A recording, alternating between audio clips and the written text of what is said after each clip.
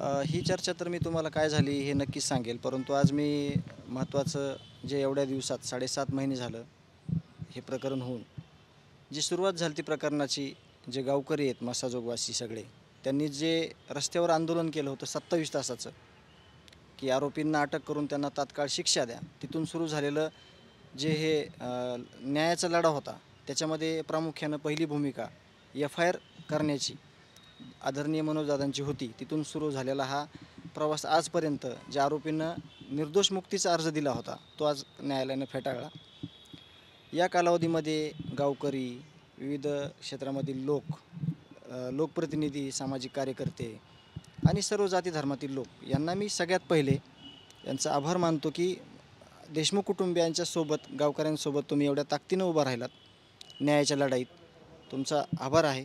आणि जी ही केस ज्या वकील साहेबांकडे यावी, हा खटला ज्यांनी चालवावा, त्यासाठी जे आम्ही अन्नत्याग केलं होतं, अन्नत्याग आंदोलन केलं होतं, त्यावेळेस निकम साहेबांनी गावकऱ्यांना आणि मला असं सांगितलं होतं की ही केस मी घेत आहे, तुम्ही अन्नत्याग करू नका.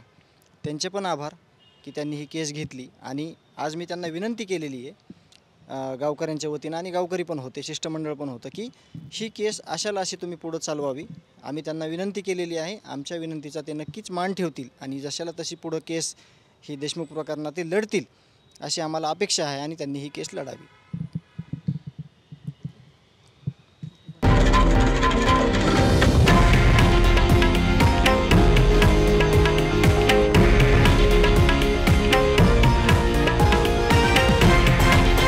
हे आहे देशातील नंबर 1 न्यूज नेटवर्क आणि आपण पाहत आहात TV9 मराठी, एकमेव.